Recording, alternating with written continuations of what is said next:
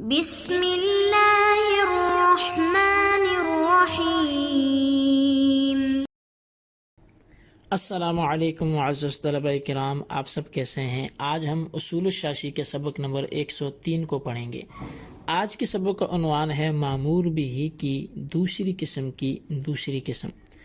آج کے ہمارے سبق کی عبارت وَإِلَّمْ يُعَيِّنِ الشَّرْعُ سے شروع ہوتی ہے۔ آئیے سب سے پہلے عبارت اور اس کا ترجمہ کرتے ہیں، اس کے بعد باقاعدہ سبق کی وضاحت کی طرف بڑھتے ہیں۔ مصنف علیہ رحمہ لکھتے ہیں وَإِلَّمْ يُعَيِّنِ الشَّرْعُ لَهُ وَقْتًا،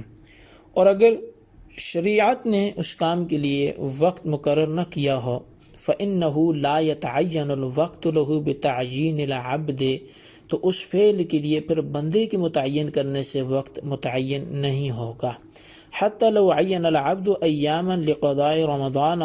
لا تتعین هي للقضاء ويجوز فيها صوم الكفارة والنفل ويجوز قضاء رمضان فيها وغيرها، یہاں تک کہ اگر بندے نے قضاء رمضان کے لیے کچھ ایام کو متعین کیا تو وہ قضاء کے لیے متعین نہیں ہوں گے، اور ان میں کفارہ نفل کے روزے بھی جائز ہوں گے، اور قضاء رمضان اور اس کے علاوہ دیگر روزے بھی اس میں جائز ہوں گے۔ ومن حکم هذا النوع انه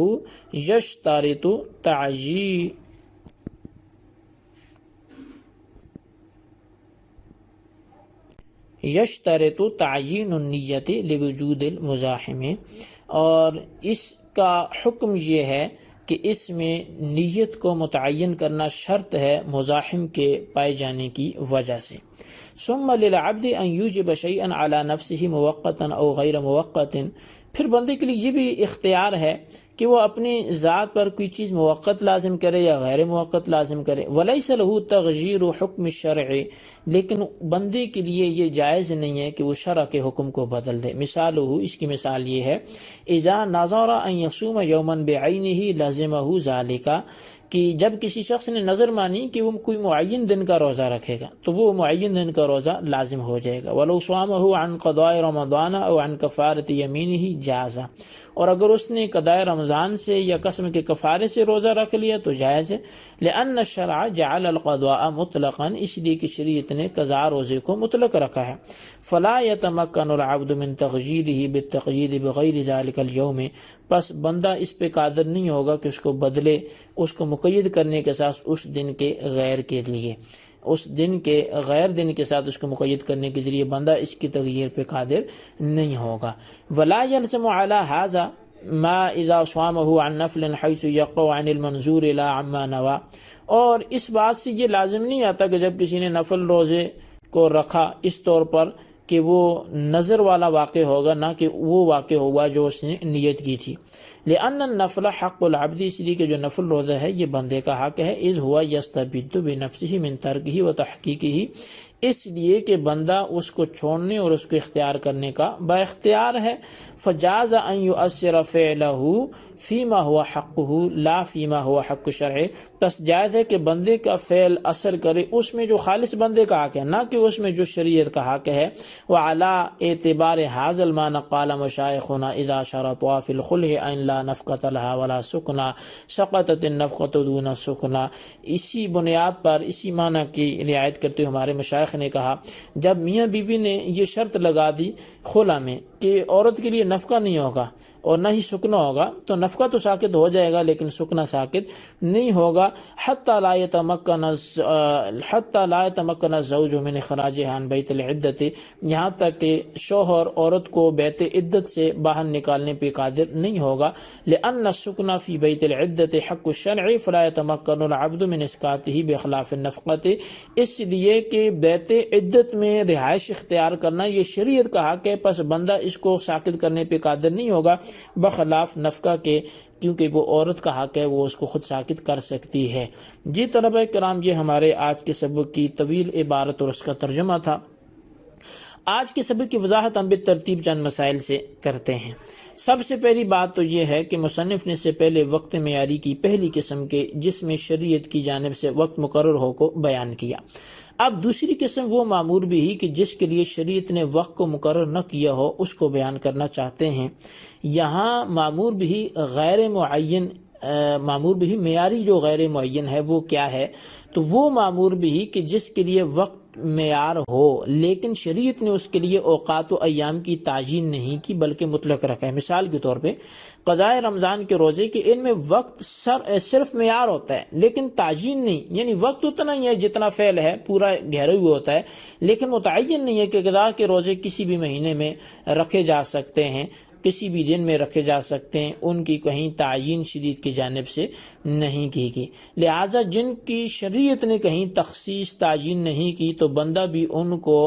تعیین اس کو اختیار نہیں کر سکتا، یعنی جب قضاء رمضان کے لیے شارع نے تعیین نہیں کی تو بندے کو بھی یہ اختیار حاصل نہیں ہے کہ وہ شریعت کے حکم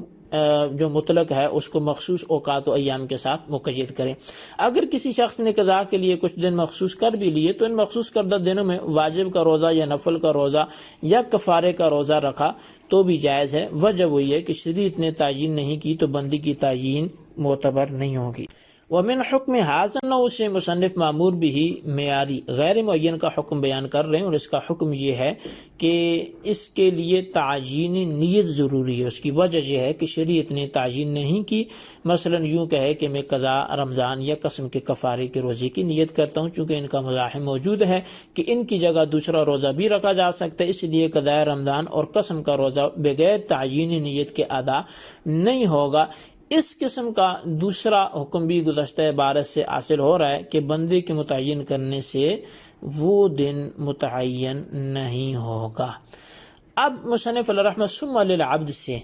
یہاں پہ وہ جو چیز بیان کر رہے ہیں وہ ایک قاعدہ ہے۔ قاعدہ یہ ہے کہ جس چیز میں بندے کو اجازت اور اختیار دیا گیا ہے اس کے دائرہ اختیار میں رہتے ہوئے اس چیز کو اپنے اوپر معین طریقے سے بھی واجب کر سکتا ہے اور غیر معین طریقے سے بھی واجب کر سکتا ہے، لیکن شریعت کے حکم کو بدلنا بندے کے اختیار میں نہیں ہے۔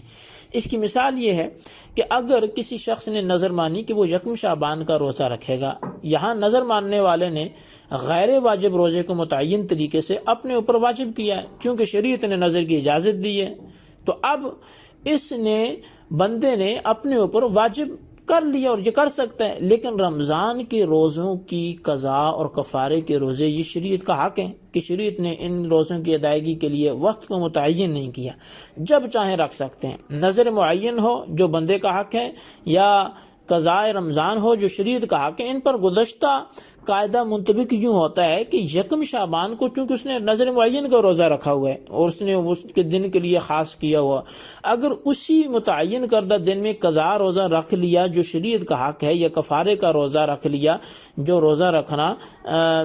تو یہ روزہ رکھنا درست ہوگا۔ اس کی وجہ یہ ہے کہ شریعت نے قضاء رمضان اور قسم کے کفارے کے روزوں کو مطلق رکھا ہے، بغیر وقت کی قید کے رکھا ہے، تو لہٰذا جب شریعت نے مطلق رکھا ہے تو یہ نہیں کر سکتا کہ نہیں جی اس دن چونکہ میں نے نظر کا روزہ رکھنا ہے لہٰذا اس دن شاید میں قضاء رمضان کا روزہ نہیں رکھ سکتا یا کفارے کا روزہ نہیں رکھ سکتا۔ اگر یہ اس کو مقید کرتا ہے تو گویا کہ وہ جو مطلق وقت تھا کہ قضاء روزہ کسی بھی وقت رکھا جا سکتا ہے، کفارے کا روزہ کسی بھی مہینے رکھا جا سکتا ہے، گویا یہ اس کو مقید کر رہا ہے، اور یہ مقید کرنا اس کے لیے درست بالکل بھی نہیں ہے۔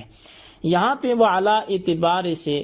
مصنف گزشتہ قاعدہ کہ بندے کو اپنے فعل میں تغیر کا حق حاصل ہے مگر شریعت کے حق میں تغیر کا حق حاصل نہیں ہے،